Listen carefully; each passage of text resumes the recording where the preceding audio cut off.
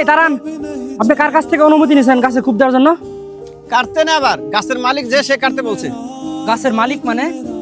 গাছের প্রকৃত মালিক তো আল্লাহ। আপনি কাটতে জিগায় গাছ কাটতেছেন?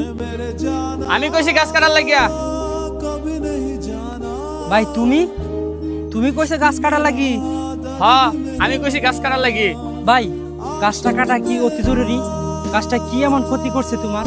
আরে বোকা, আমাদের বাড়ির চারপাশে মন গাছপালা ভরা, দু একটা কাটলে কোনো ক্ষতি হবো না। ভাই গাছটা তুমি কাটতে দিও না, গাছটার তো একটা জীবন আছে। আর টাকা পয়সা না থাকলে তোমার একটা কথা ছিল। খালি জমা টাকা শেষ করে লইবো, গাছ কাটতে যে প্রয়োজনে তাইলে পরে একটা গাছ লাগাই লমু। ভাই যে কোনো জিনিস গড়তে সময় লাগে, আর শেষ করতে বেশি সময় লাগে না। একটা গাছ মানব জীবনের কি কি উপকারে আসে তুমি কি জানো?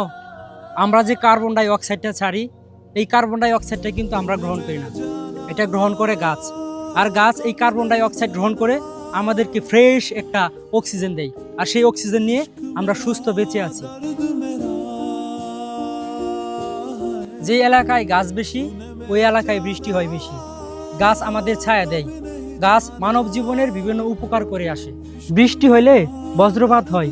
কোনো সময় কি দেখছো কিংবা শুনছো কারো বাড়িতে বজ্রপাত পড়তে?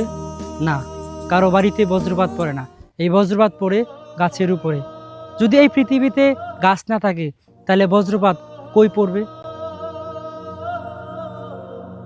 তুমি আমি আমরা এই মানব জাতি আজকে সুস্থ আছি গাছের ফ্রেশ অক্সিজেন নিয়ে। আজকে যদি পৃথিবীতে এই গাছ না থাকতো তাহলে মানব জাতি অসুস্থ হয়ে পড়তো।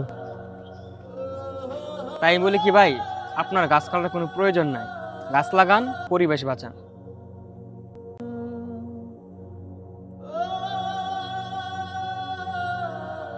চাচা যান, আর গাছ কাটবো না।